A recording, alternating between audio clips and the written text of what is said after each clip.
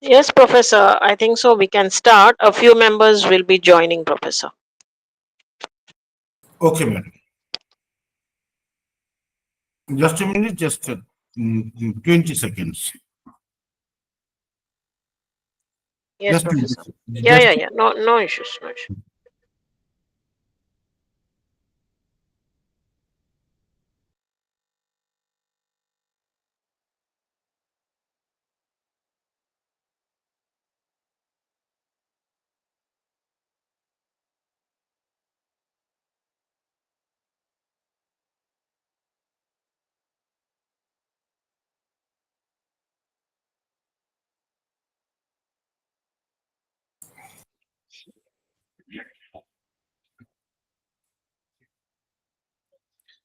okay, madam.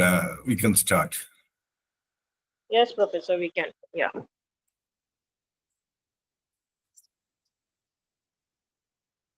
So, as I said, we have amidst us Professor Anjan Chakravarty. He is the director of UGC MMTTC, North Bengal University at Siliguri, and he is going to talk on the topic interdisciplinary research. So, on to Professor Anjan. Okay, thank Thank you you. very much, madam. I express my sincere thanks and gratitude to the director of MMTTC, Aligarh Muslim University, Professor Faiza Abbasi. I also express my sincere thanks and gratitude for introducing me, Professor Haider Yasmin, and I heartily welcome all the esteemed participants from various colleges and universities across the country. Now, as we all know, this NEP orientation and sensitization program, unlike other training programs, which is refresher courses or faculty induction programs or short-term programs, this particular sensitization program is having a different kind of connotation. And it's not that, okay, you will be having certain kind of career advancement benefit.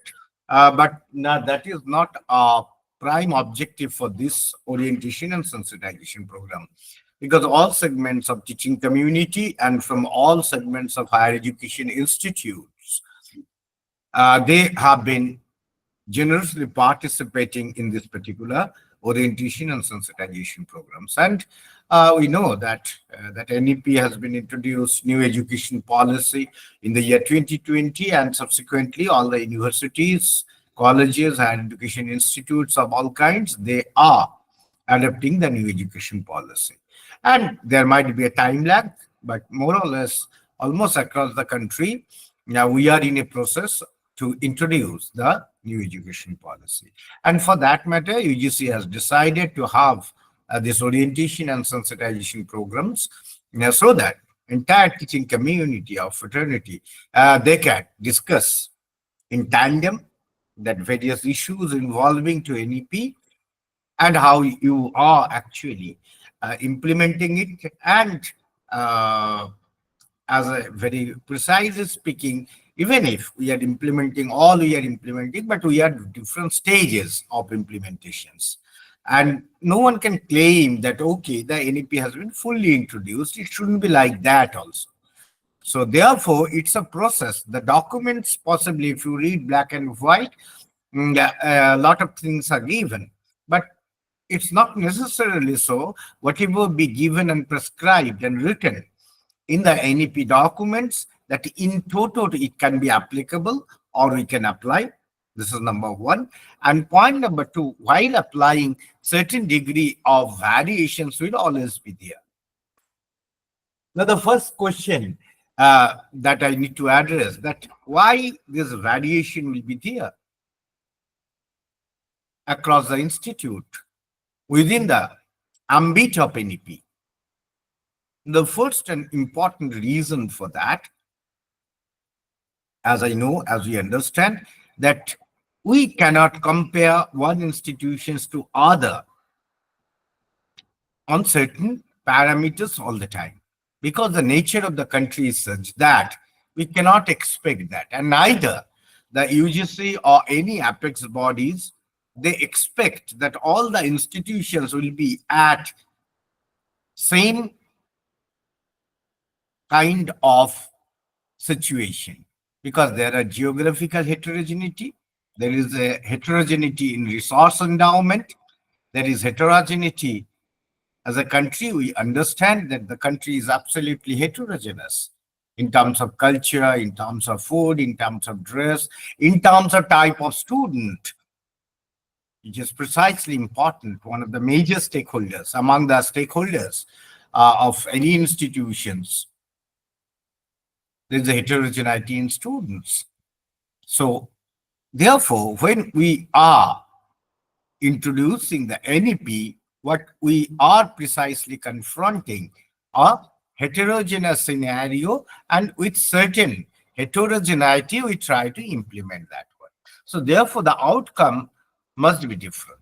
But at the same time, we need to understand in letter and spirit or other follow that, okay, that what is the essence of NEP and how it can be take our institution, irrespective of our locations, to a higher level.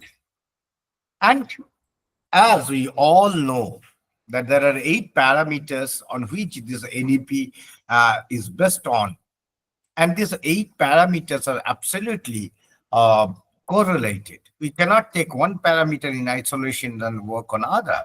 So, be it research and development, which is there are subcategories. I will try to deal with the issues of interdisciplinarity and multidisciplinarity. But having said so, we have higher education and society, we have skill development, we have information and communication technology, we have leadership, governance and management, we have uh, Indian knowledge system. So if you take all these 8 parameters together, uh, possibly if we look in closely, and then inclusive education, higher educations and inclusiveness. So all those things are there as a major parameters or major policy interventions on different dimensions, and multidisciplinarity, interdisciplinarity is also part of that. Now, if we look very closely, possibly two things are completely new inclusion in this new education policy. One is Indian knowledge system, and another is a skill development. And rest of the parameters, it's not that those parameters are always been part of higher education institute, but they have been reframed, reiterated, and certain new interventions and openings are there. I'm not going to discuss all those issues because my job is to get into that one, this one, precisely the issues of research and development. And within this domain, I will explain the interdisciplinarity and multidisciplinarity. So, therefore, but what I would like to reiterate again here that that is all these 8 parameters are absolutely correlated. I cannot take up higher education and society alone, leaving aside the inclusive education. Or if we talk about the research and development, then it cannot be alienated from information and communication technology, because last 1.5 decades, the revolution that took place in the domain of information and communication technology, that has changed or brought a huge change in the not only the curricula or the way we are teaching pedagogy, but also the research at a large extent. So, therefore, what I want to say precisely that we need to look into in a holistic manner. That is why this holistic education we talk about.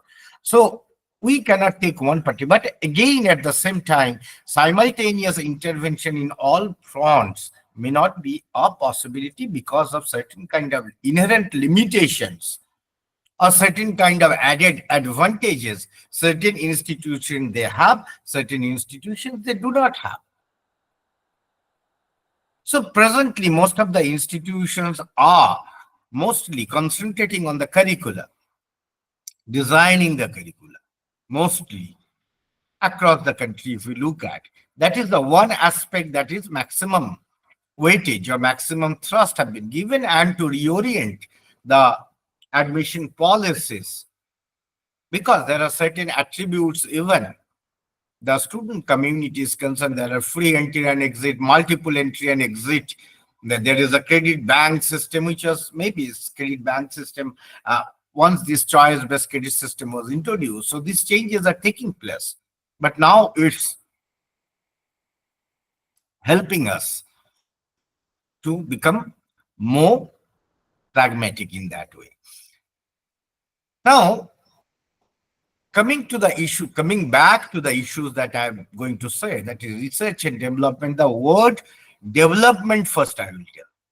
That will make us feel or make us understand precisely that the research is actually always be there, part of the society, part of the human civilization. And similarly, development has kept on changing its narratives, or the narratives on development, it kept on changing. So we need to understand that first. Now, the first question, rather, I would or the first queries I would like to pose it with your due permission. Had the word development been associated with the society from the beginning, or explaining the society, are we using the word development from when we are actually started using the word development, or it got into the lexicon of social changes? Can you tell me that one? Any one of you?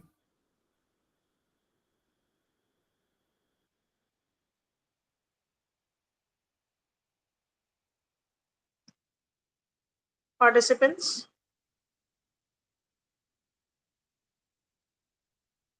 So maybe. Am I audible, sir? Yes, yes. Sarnath, sir, please. Okay, sir. Development is a broader concept than growth. Actually, apart from growth, development take into consideration the social changes. Yeah, absolutely. You are absolutely correct, sir. But just I would like to add whatever you told. That word development and growth, the distinction between these are the in social sciences we are dealing with, and that's not a old issue. It happened only after Second World War. But the word development actually doesn't belong to society. Then you may ask the questions, then from where the word originated and got into the social science domain. That first we need to answer, because that is having a close linkages with the research also. Now, basically, the word development was associated between 1759 to 1859. The word development is precisely been related to biological sciences. And in 1859, on the origin of species by Charles Darwin, that brought a huge change in the scientific fraternity or biological thought process, evolutions of the society. But the important contribution that we take it from the Darwin's theory or from the origin of species is it's a change in the process of thinking and our outlook on the natural order of the things. I'm reiterating, our methods of thinking and our outlook on the natural order of the things. And if we try to derive some kind of philosophical understanding from the Darwin's theory, then constant change is the order of the universe. If I just put aside the basic theory, like what Darwin told in the Origins of Species. I'm not going into that, the biological part. But what I mentioned, two important points, rather three important points. First, the word was not part of, not being used directly to explain the society. It was part of biological sciences. And in biological sciences, the direct reference we got from the Darwin's theory, that is especially on the origin of species, the book's famous book, or the famous scientific journey that he made. And from there, we have drawn, or we have derived a philosophical connotation that constant change is the order of the universe. So that means the first answer we got, that the word was not being part of social sciences or social to explain the society. Now, at the beginning of 18th century, Justus Moser. Now, Justus Moser, who is this person? He is a German political essayist, poet, the conservative founder of social history. Now, this Justus Moser used a word called Entwicklung. It's in German. I don't know I have correctly pronounced or not. The way it has been written and pronounced in German, my pronunciation might be wrong.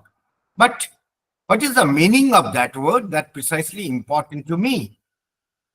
The meaning of the word Entwicklung means gradual process of social change. Now, gradual process of social change, and this social change is a triadic process. Now, in 19th century, Karl Marx, he made a synthesis between evolution, he blended the Darwin concept of evolution and Hegelian concept of history. And evolution and stages of growth of society, that is very beautifully explained by Marx. I am not going to explain the Marxian theory or what Marx thought of, but just to make us understand that how the word development gradually got into the discourse to explain the societal change. I was precisely trying to find out that particular trajectory, nothing else. Now, what is the Hegelian concept of history? Very briefly, very precisely, Hegel says that philosophy will not contradict experience. What does it mean? That philosophy will not contradict experience, or experience will give data to philosophy. Or to put it in other words, it can be said that philosophy will search rational within real. Philosophy will search rational within real. Philosophy will not impose rational upon real. Now, things might be little bit kind of a hazy. That what do we mean? Philosophy will not impose rational upon real. Rather, philosophy will search rational within real. Or philosophy will not contradict the experience. Experience will give data to philosophy. What is this all about? I'll give a very simple example so that all of us we can understand. I do not have any expertise on the philosophy. I have some mundane training on economics, but just for the sake of knowledge, I collect it from here and there. So I might be wrong. If I am wrong, please do correct me. Feel free to correct me. You are absolute liberty to correct me at any point of time and stop me, and you can add. Now, say for example, for a pretty long period of time, we forced to believe that it is the sun which is rotating around the earth. And the Catholic churches, they made us believe that this is true. And if I look around, so our rationality will say that, okay, standing on the earth, we always will find that the sun is moving. So I will tell that this is real, this is correct, this is true, this is truth. But then scientific intervention, Galileo, Copernicus, and father proved no, it's just other way around. It is the earth which is rotating around the sun. So that means we'll search rational within real. And we try to find the reasons behind these arguments. So this is the Hegelian concept of, and it is a triadic process which Marx has used: thesis, antithesis, and synthesis. Sorry.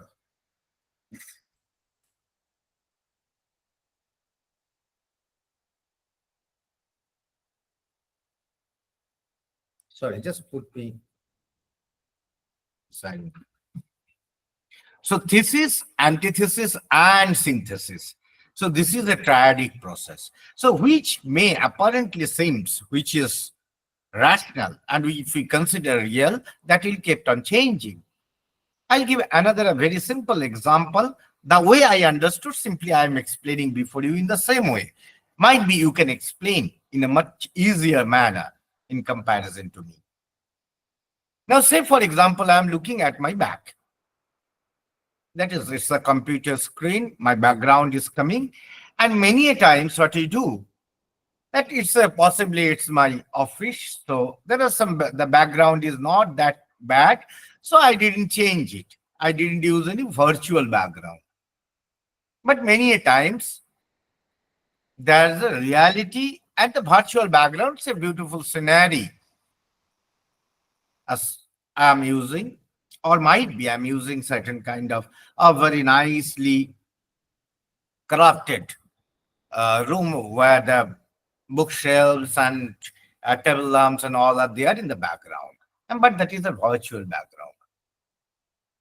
Now, if that virtual background, apparently it seems that it is true, it's real, but it's not real, it's virtual.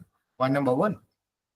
And if I remove that one, possibly the background of the room would be something like that.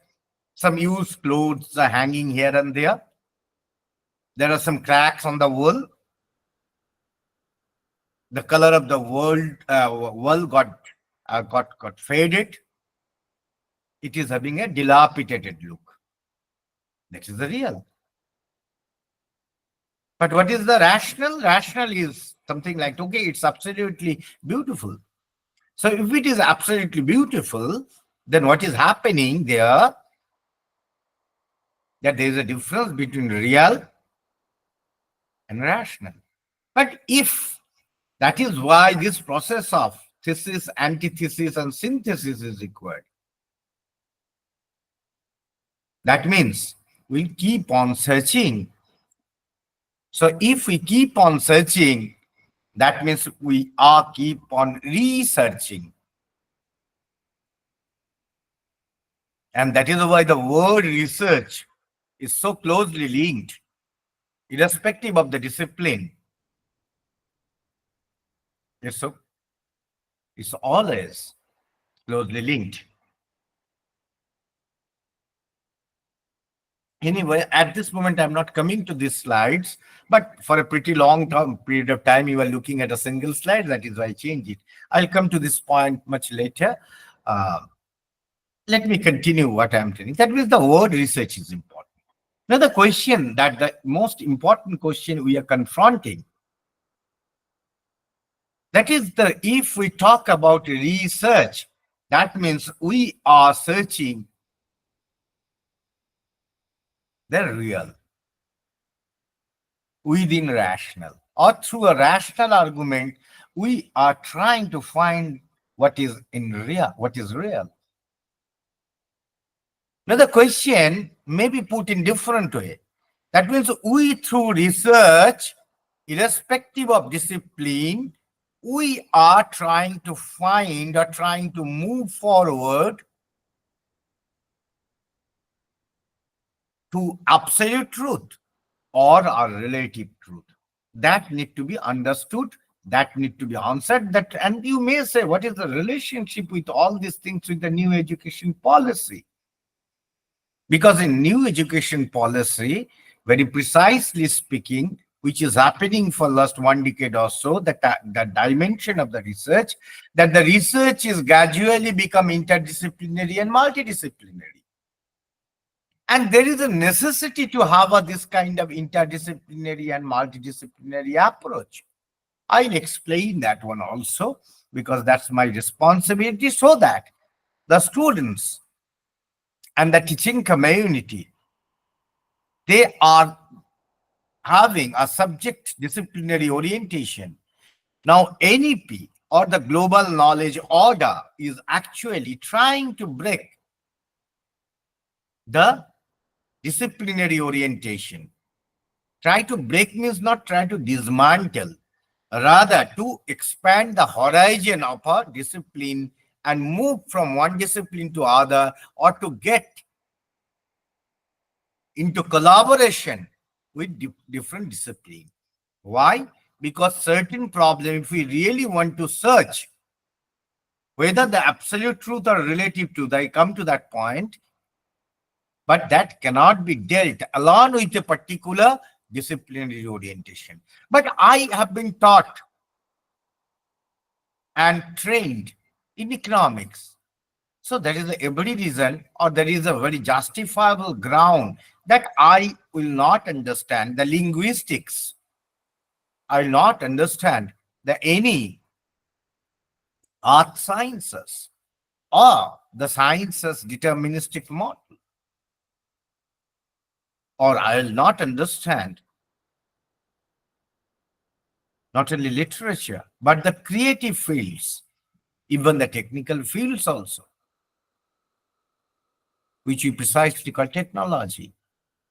But I cannot, the way NEP 8 parameters cannot be looked at in isolation at point of times to address any of the issues, which is having a certain very basic premises that any research is actually having two important goals. One is to add knowledge to the existing knowledge system, which we call epistemology, and another is to do the greater good of all living beings. Precisely, all kind of research are for that. So if that be the case, and if that is my intention, if that is my contention, then obviously, gradually, I have to move beyond my disciplinary orientation, and I have to become interdisciplinary or multi. Already I might have. And that not only for the teachers, for the research scholars, and now at present for the undergraduate student at the 4th years also, that kind of orientation would be required. Now the question first I raised, that whether we are searching the absolute truth and relative truth, certainly no one can find or claim that we find the absolute truth, because if we find the absolute truth, then no researchers will be required. No further search for knowledge would be required if we got the absolute truth. So ideally and reality says that we are actually searching the relative truth. That means on a particular time, or in the past time, we try to understand at present in comparison to the past. So what is the knowledge system, or what is the reasons behind that, which are rational? And this rationality will try to find out some kind of reality. So therefore, we are searching the relative truth. And the second and important and most crucial aspect, which is very closely linked with the education policy, or rather, if we really want to find the means and ways within the framework of new education policy, then the question arises, or the two questions, that whether the research is part of informal knowledge system, or research is only part of the formal knowledge system. because two kind of knowledge system coexist: formal knowledge system and informal knowledge system. All of us, we are actually become part of formal knowledge system, and we are extending the formal knowledge system further. Now the question arises that whether any kind of convergence is taking place between the informal knowledge system and formal knowledge system. And second, that how do we perceive the informal knowledge system? And there also, this when we talk about this Indian knowledge system, this not only about this Vedic philosophy and all, but Indian knowledge system, if we really in objectivity, if we have to look at in terms of the research opportunities, is precisely that how are we looking at our informal knowledge system, and whether we are trying to forge a relationship, a healthy relationship, a strong relationship between the informal knowledge system and formal knowledge system, and whether we are capable or whether making an effort to bring the informal knowledge system within the domain, within the ambit of formal institution or formal knowledge system, because informal knowledge system belong to the people who may not be part of institutions, formal institutions, or may not be part of formal knowledge system. So if we talk about the inclusiveness, inclusion, social inclusion, then the important aspects that coming before us is precisely to bring the informal knowledge system and the agents of informal knowledge system to the formal knowledge system.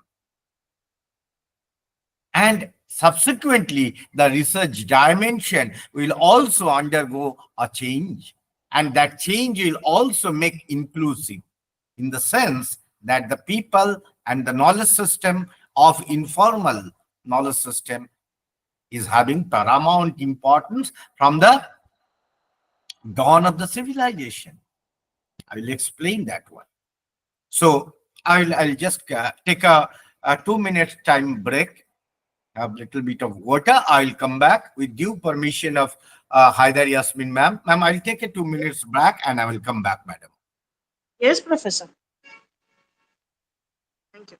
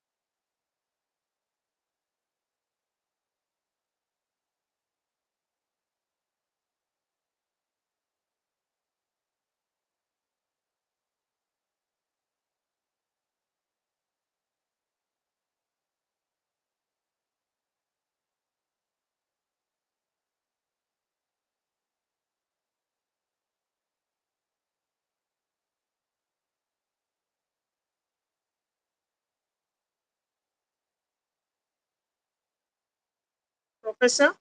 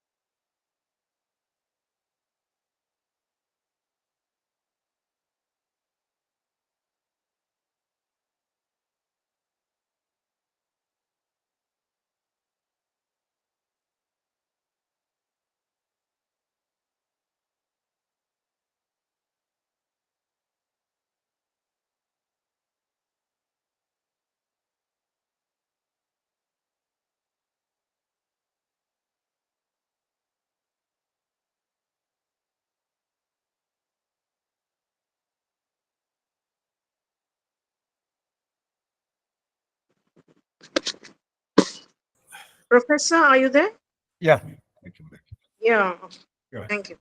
So let's start. So uh, I have left at the point where I'm talking about that the coexistence of formal knowledge system and informal knowledge system.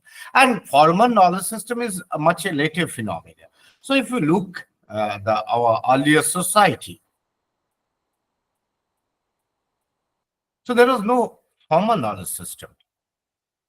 When we were used to stay in the cave, surviving on hunting and gathering fruits and roots, we do not have a formal knowledge system. Whatever we learn from the nature, and whatever being provided is from nature. So we are directly dependent on the nature. Even we do not have a knowledge to produce. But with the strokes of stones, when we invented fire, our ancestors, when they invented fire, possibly that is the most important invention on the earth. That changed the entire human civilization, entire course of human civilization. Had it happened in any university or colleges? Or no, absolutely not. And the way, if you look for all of you are more than hour of those things, you have my better knowledge in comparison to me. But the way the women, they invented agriculture. They show seeds at the riverbeds, and possibly we find grains. And we realize that agriculture got invented. And in similar fashion, we know all our history, past of our civilizational changes. But the important attributes that we are getting from that is very simple. The change is constant, that we got it from Darwin, but at the same time, we are also getting that informal knowledge system. Now, has informal knowledge system disappeared? No, it's very much in existence at the vicinity of our institutions, wherever it is located.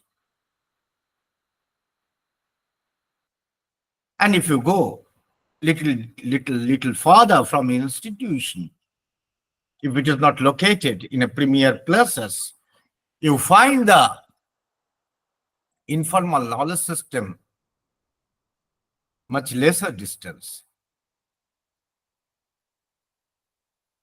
And if you follow the entire creativity,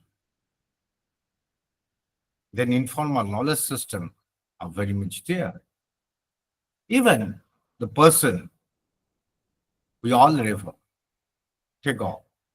So he have shown very beautifully that how informal knowledge system and formal knowledge system can be blended and bring a change to the society, and especially the society who presumably in a geographically disadvantageous positions and socially, historically, economically marginalized.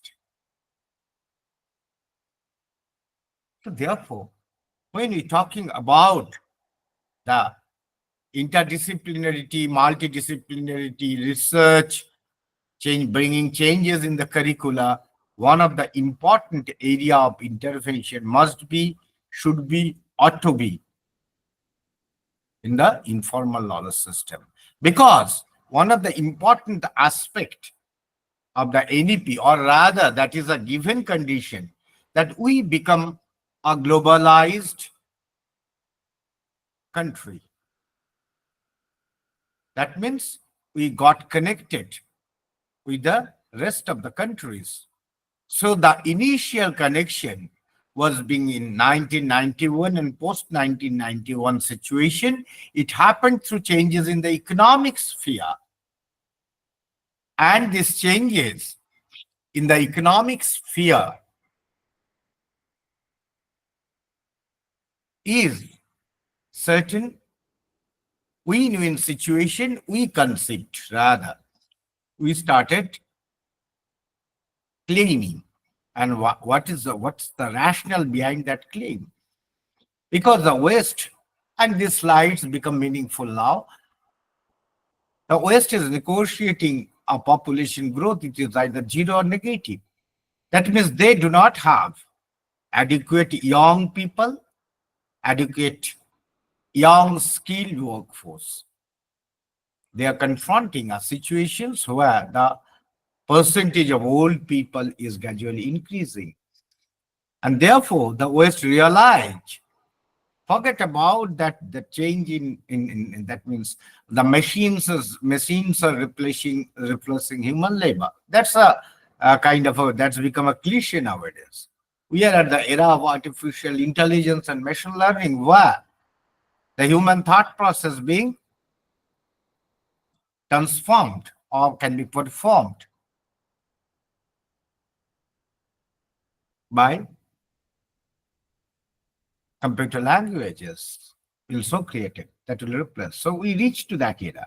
But what is the compulsion of the West? The compulsion of the West, they find they do not have the workforce. And we realize that we have a surplus young people, entire South, global South. So once we got connected, then our workforce, the highly skilled, skilled, semi-skilled, unskilled, all categories, they find a space. The journey in the Western economy, growth of Western economy. And we find that that is giving some kind of added advantage to us. Because the reality that we are confronting, especially the economic reforms, no longer government jobs. Governments have withdrawn from the production that has been taken over by the private sector, be it within the country, be it outside the country. That is the reality we are confronting. So we cannot still think that thousands and millions of jobs would be created. Government jobs, having pension, social security, all the benefits ensured, having a certain degree of superannuation. These are the bygonism.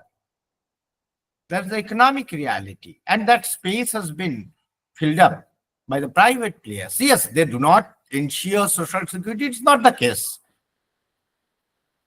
But there is certain, characteristically, there are certain differences. I'm not going into that detail. My job is not to whether economic reforms is good, bad, ugly, or no. It's a given situations, we have to work with that. But if you look from the West, initially they started taking people from us. Then they shifted their production units, be it China, be it Singapore, be it Hong Kong, be it Taiwan, be it India, be it Bangladesh, be it Pakistan, be it Sri Lanka. So the global south, they started creating the production unit. And we told that, okay, let's be competitive. So we always compare, okay, China attracted more investment, foreign direct investment in comparison to us. And China is way ahead of us in terms of the economic scale that they have created, the production base. We are trying to match. But it's some kind of global competition. And why we have adapted that? Very simple. That we understood that if we can make our generation in tune, they can grow in tune with the global knowledge system, especially the knowledge system which was gradually moved from the epicenter, moved from Europe to America. If we can adapt that structure, then certainly our workforce would be having a better future. And that is why we started talking about way back in 2010, that population dividend, knowledge-based economy. So knowledge economy and new education policy, because we keep on observing changes in our educational system in last more than 1.5 decade. So all those changes have been consolidated in the new education policy, which is actually some kind of manifestation that, okay, we made a proper synergy between economy and education. And that is why this policy is in place. But that doesn't mean that policies were not changing. We are in a process of change for last 2 decades, rather, it is better to portray. That means the economy changes, the structure of the economy changes, the society, the culture, the education, the other aspect will not remain excluded. They will also be included, and precisely that is happening. And that is why the dimension of research has underwent a change. And especially if you look at the scientific fraternity, they are long back. For a pretty long period of time, they had some kind of collaborations with the foreign institutions. And gradually that is penetrating into the other spheres or other domain of subject. So if interdisciplinarity and multidisciplinarity of curricula is there, then interdisciplinarity and multidisciplinarity of research is also a process of integration of global knowledge system. Now, just few points there. I'll tell that precisely I need to differentiate between interdisciplinarity and multidisciplinarity, and then I'll move forward. Interdisciplinarity, say, for example, I'm working, being an economist, I'm working on the gender issues. Maybe the education, women education, I'm working. And what I can do at best, or I'm trained to, that I'll collect some field data and I'll do some statistical analysis. I'll make some comparisons. I'll say this is the dropout rate. The dropout rate is high. What is the policy implications? How far policy has brought changes, and this. These are the quantitative things, and partly a little bit of qualitative things I will be able to do. I cannot do more than that. But if I find that there is a women participation, or women remain grossly excluded in the all level of education, why it is happening, or maybe the changes is relatively slow, then the historical realities that we are having in terms of gender, that women across the caste have been excluded from the knowledge system. That is the historical legacy. Among the rich legacy, this is a poor legacy that we have carried on in the post-colonial India or post-independent India, that we have negotiated this historical reality where women across the caste have been excluded or eliminated from the knowledge system. And that is having some long-term ramifications. Certainly, the independent India today, they try to reverse this particular scenario at the maximum possible extent. But certain shades must be there. And this cannot be evaluated by an economist. They require the sociologist. They require people from the cultural studies. They require people even who are having some folk tales, folklores, folk musics, because those things also narrate the conditions of the women in different dimensions.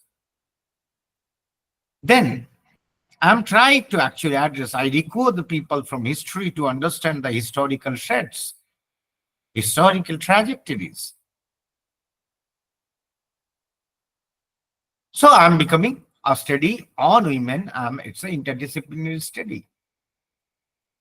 Or the research that will carry on. That is the interdisciplinary. There are a lot of centers out there, Center for Women Studies. Is it? It is possibly, even it happened before the introductions of the new education policy. It's absolutely interdisciplinary in nature. Maybe specific subjects have a better leverage. And in that way, if you follow closely, you have a lot of generic subjects. I will use the like generic drugs. Say that, for example, microbiology, nanotechnology. I just randomly I'm throwing.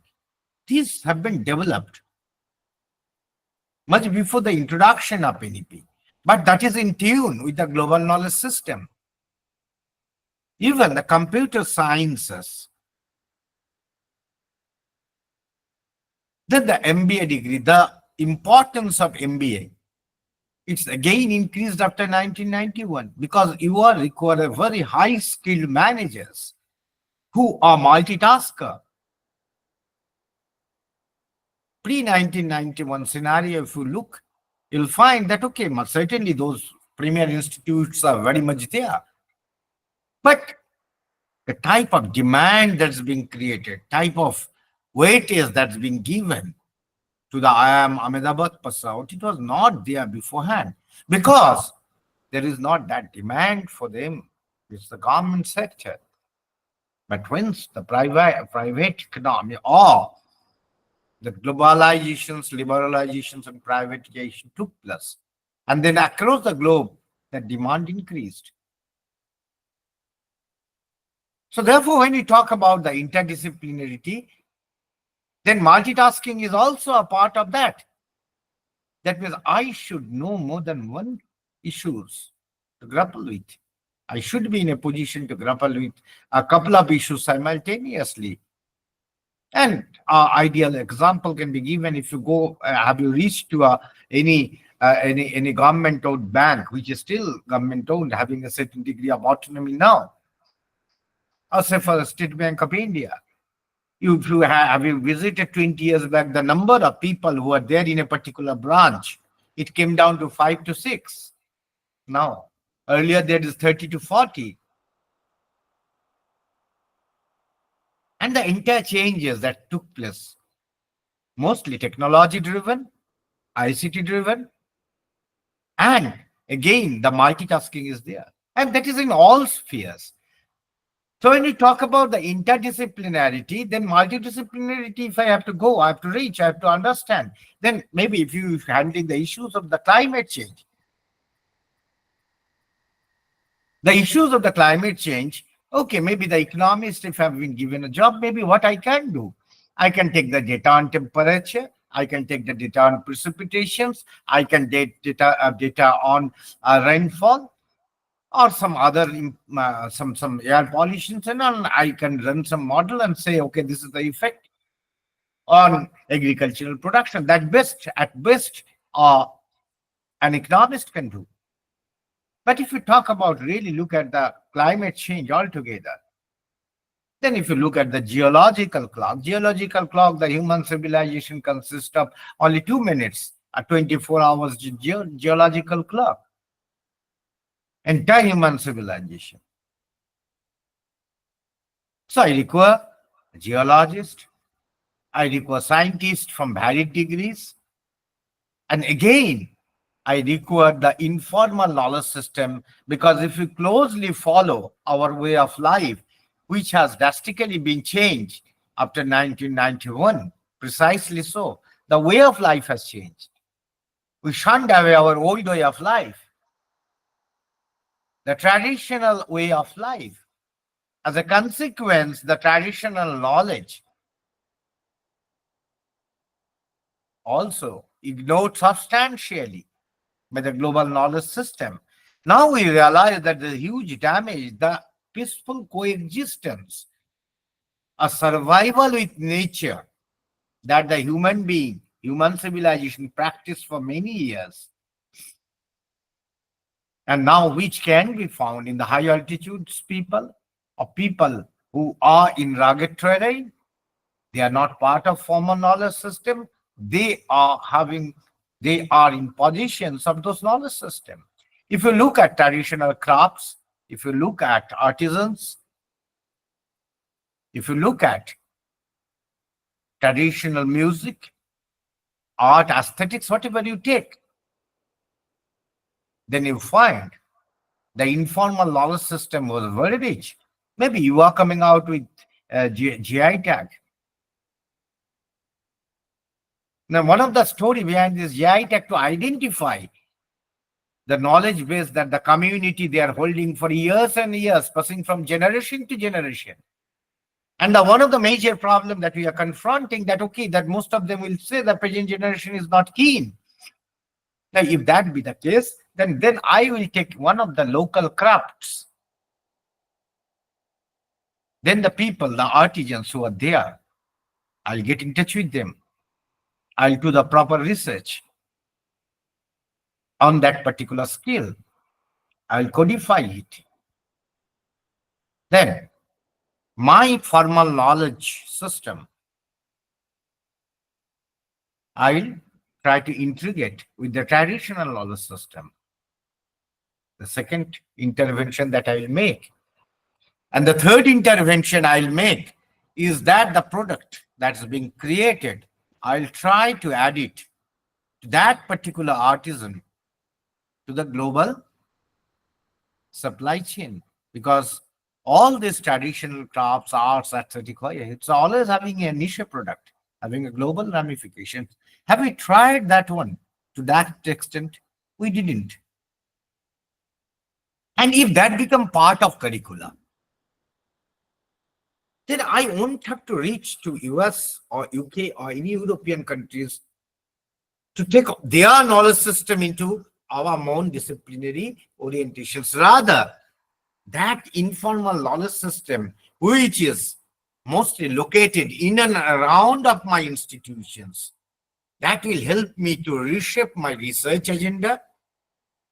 That will research at the sub-regional level, involving the people who are there, who fail to be part of the formal knowledge system, but reach in informal knowledge system. And if that kind of curricula can be developed, then I may not be required as a teacher. Rather, those people can come and teach. Possibly language may not be a barrier. Because during the human civilization, for a pretty long period of time, there is no languages. I don't know how a bison has been drawn in one single stroke in the cliff. Still, I cannot do. But still, it is the history bearing the testimony. So that precisely area, that at the sub-regional level, if we can reach and take it to the global knowledge system, given the ICT, now I can become a virtual teacher. My students, it's not necessarily so because of multiple exit and entry and multiple free entry and exit. I may tend to lose students because my institution is not a premier institute. So students may move towards the premier institutes within the country and beyond the country, and that is always be there. Then how can I revert the trend? In revert the trend, I can do two things. First of all, my education, the philosophy of education should be inclusive in nature. And inclusive non in theoretical terms, but inclusive in real sense, because we have to create certain kind of aspirations among the people who have been excluded or remain excluded from the higher education institute and research because they are losing aspirations. So there we need to bring a change. So if we can create the aspirations that, okay, with your knowledge system, you can be part of the institutions and you will be having a better future. Certainly, we can turn the clock back. We can turn the clock, we can revert the clock.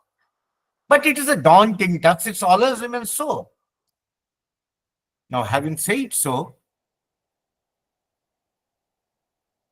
I can increase my gross enrollment ratio. My necessary, say for example, I am offering a course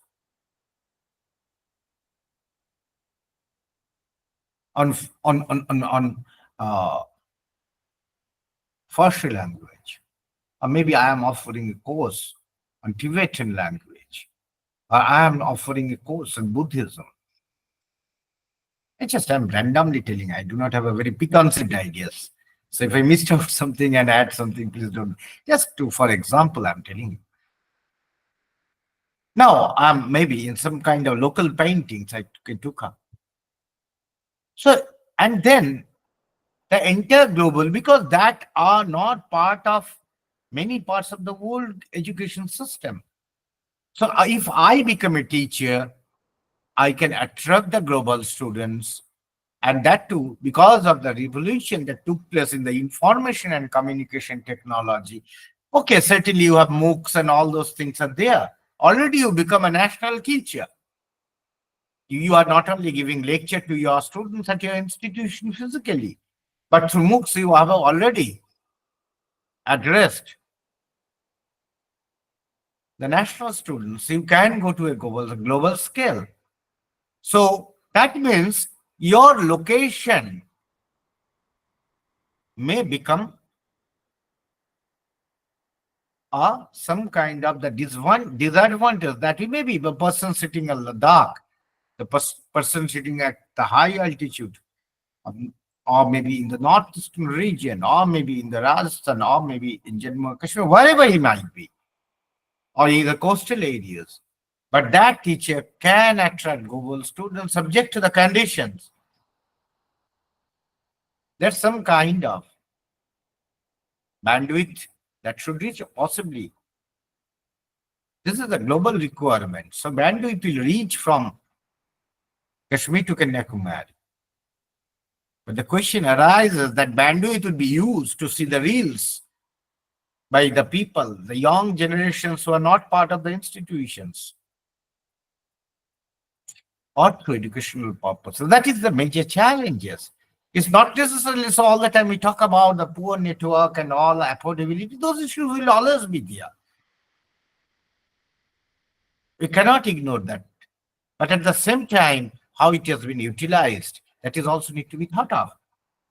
So therefore, the research, the way now the collaborative call, we can get in collaborations, interdisciplinary collaborations, multidisciplinary collaborations across the country. Many of the colleagues, we are making a Google Meet and finding out, writing a proposal and sending it for funding. That is at the national level, at the global level. That speed might be quickened up. And maybe we become more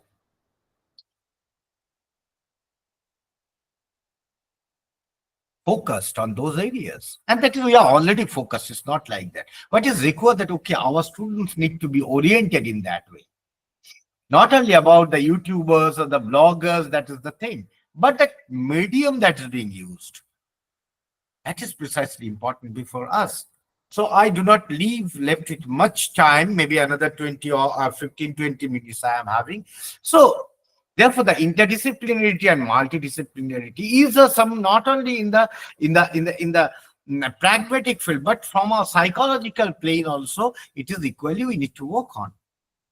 And that will be in tune with the NEP 2020.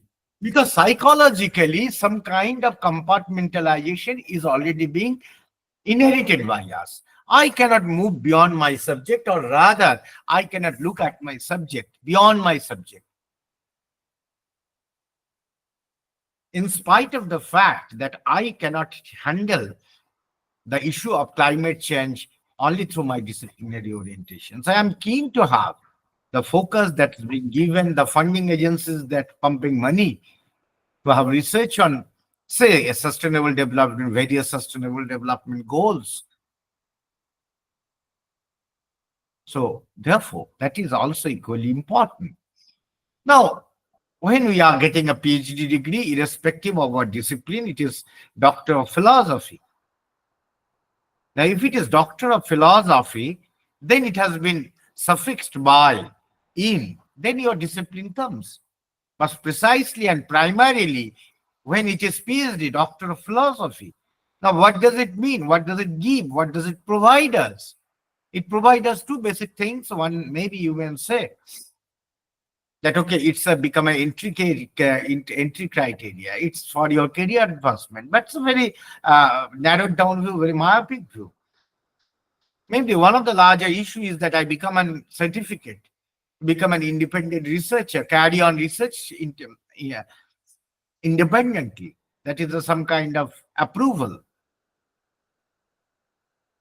But more importantly, irrespective of our disciplines, we actually overtly or covertly address certain philosophical questions, irrespective of subjects.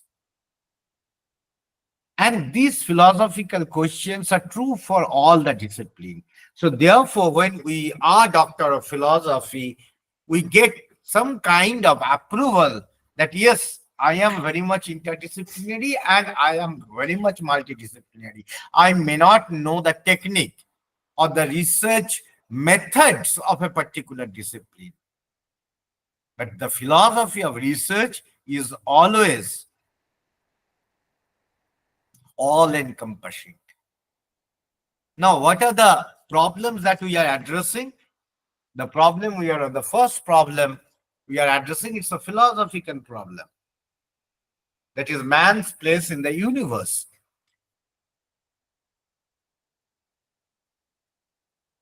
Now, man's place in the universe, what does it mean? That only we possess the earth. We prefer to believe in that way. We behaved in that way, but that's not the truth.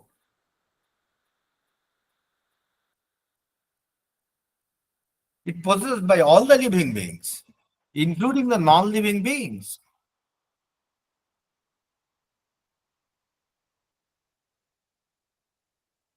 So if that be the case, you look at your thesis, which actually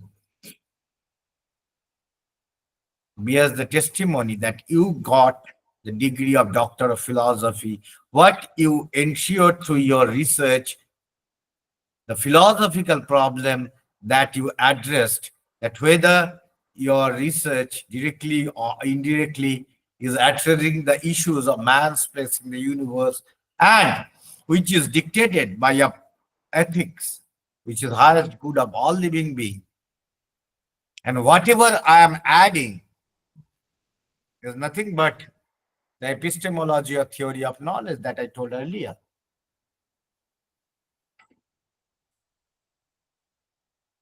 Then what about us? The philosophy is asking. Are you only a body? A material organisms which avoids pain and pleasure? A collection of atoms programmed to grow, to mature, and to self-destruct? A product of the genetic material inherited from the past, and a product of the environment in which we have lived or have been living. Now, the last part is we have lived or living a product of the environment. Now, possibly these we have ignored at the maximum possible extent. Entire civilizational journey, if anything, we have paid least attention for a pretty long period of time is that we are the product of the environment. And that is why we are now confronting doing research on global warming, climate change, and sustainability. It is our way of life that actually forced us to land up in such a situations where these issues become the key research issues irrespective of discipline. Now, if we talk about the way of life, then the question arises that what kind of way of life we are talking about.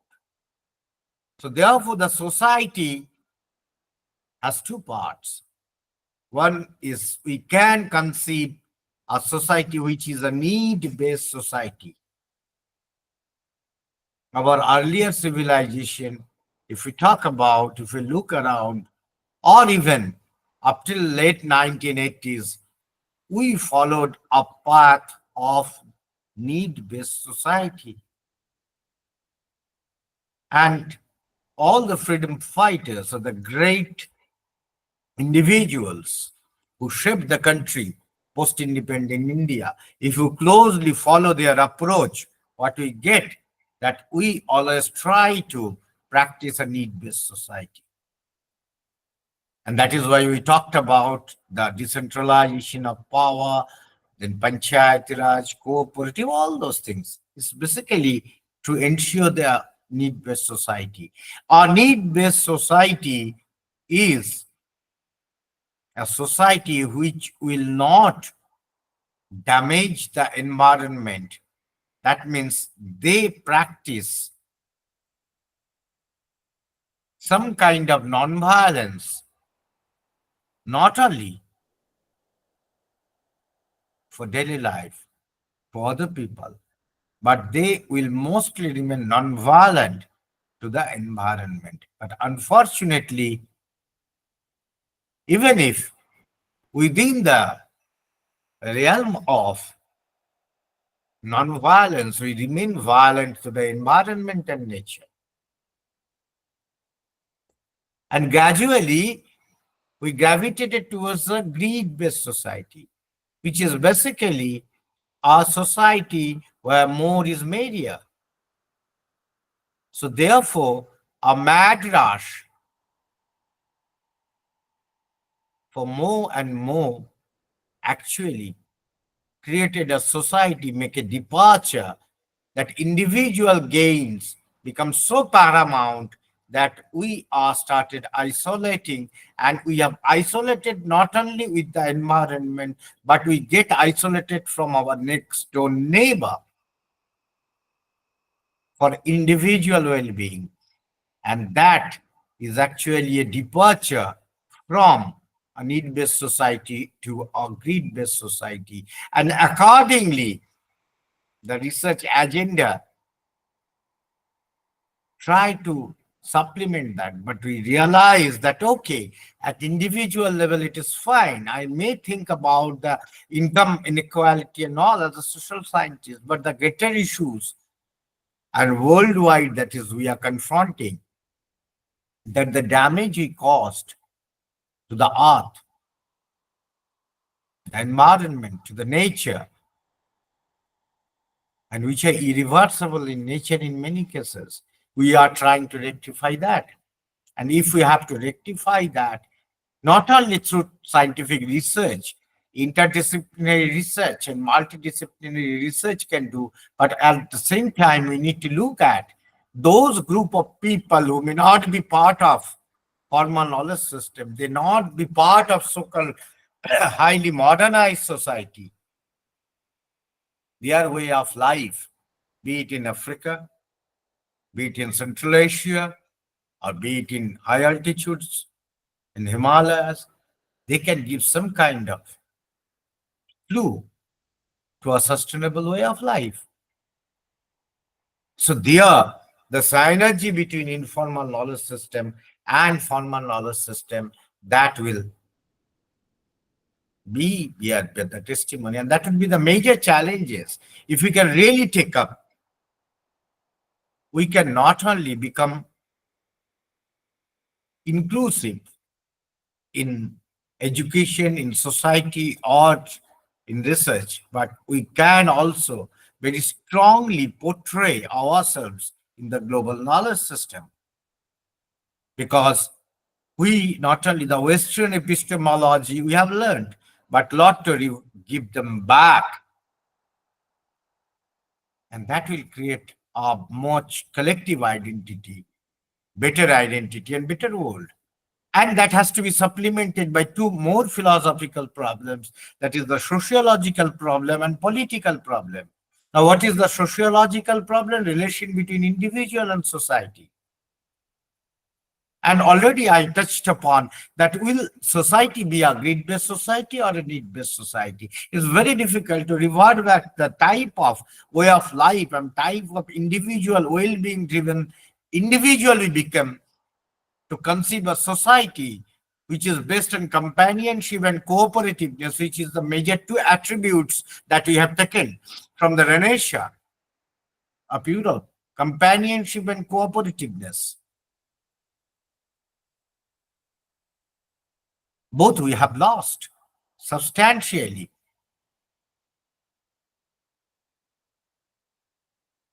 So therefore, if so, what are the consequences and what are the research directions?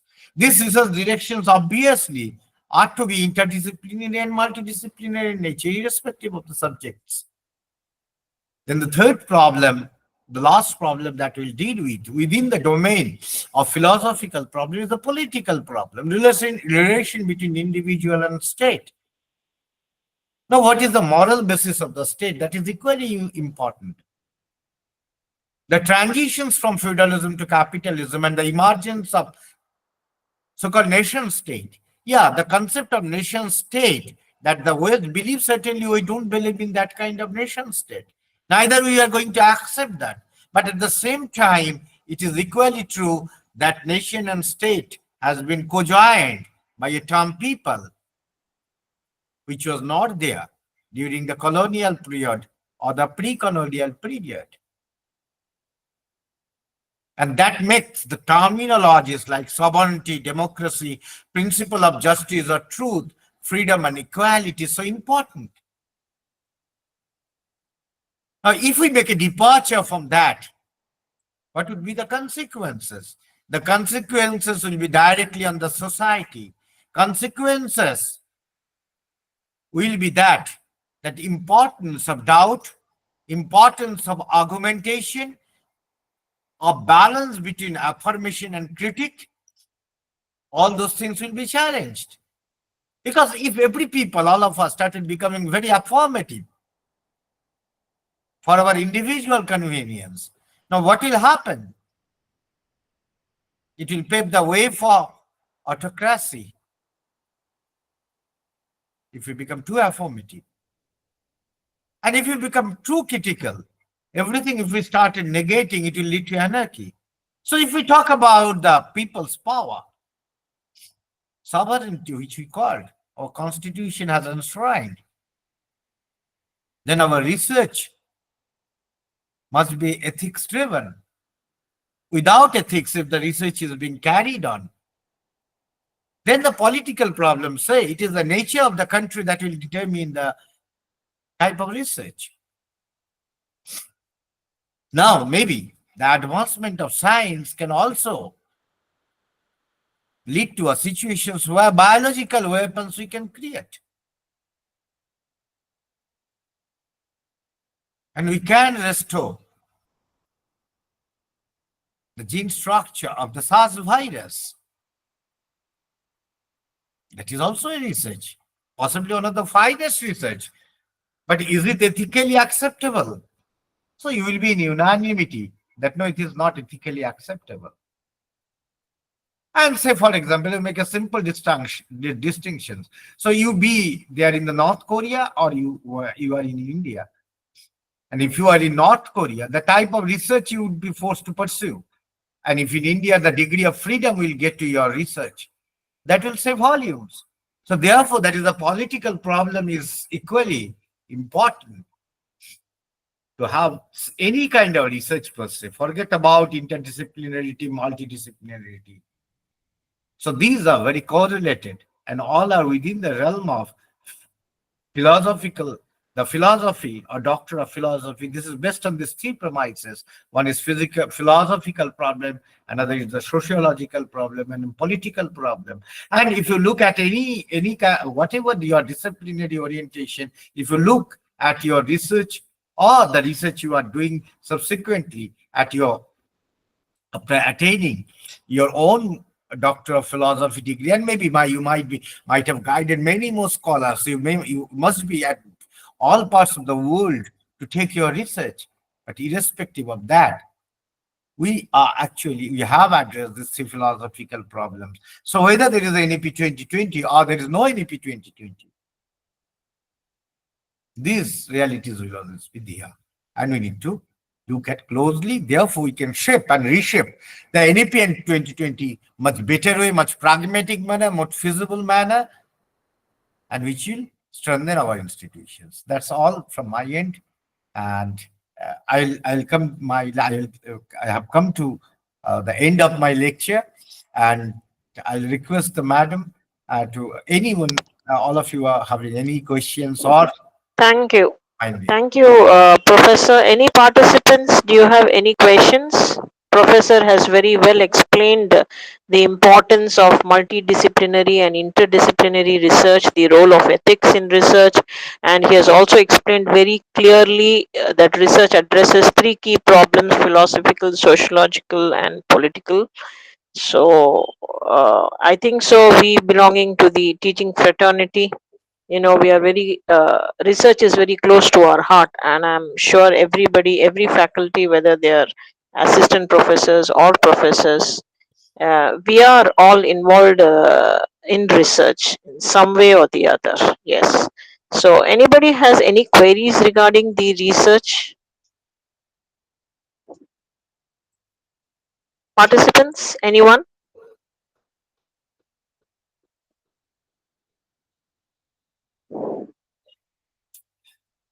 Actually, I can Sush, no, that maybe, madam, it might be so because up till late evening at listening to this, Saturday, yeah.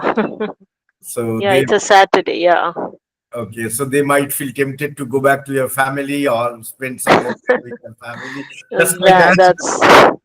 that's true, Professor. Every session, I would say the NEP session right from day one till today has been very interesting, and every topic is very different, and we all have learned something new or the other from every session. So that way, I should say we are very privileged and lucky. Okay. Yes, Thank ma'am, you. you are absolutely correct. So, thank you very much, madam. Give my regards to Abbasi, madam, and all the esteemed participants, and Definitely. my Dr. sincere. Faiza Abbasi, Professor Sajid Jamal are the biggest force, and we have all the supporting staff of Aligarh Muslim University. The entire team has been the greatest force behind the program, NEP program. So, Absolutely, madam. So, I thank you, express my sincere thanks and gratitude. All of you stay well. We'll remain connected somehow or other. Thank you very much. thank you, Professor. Good.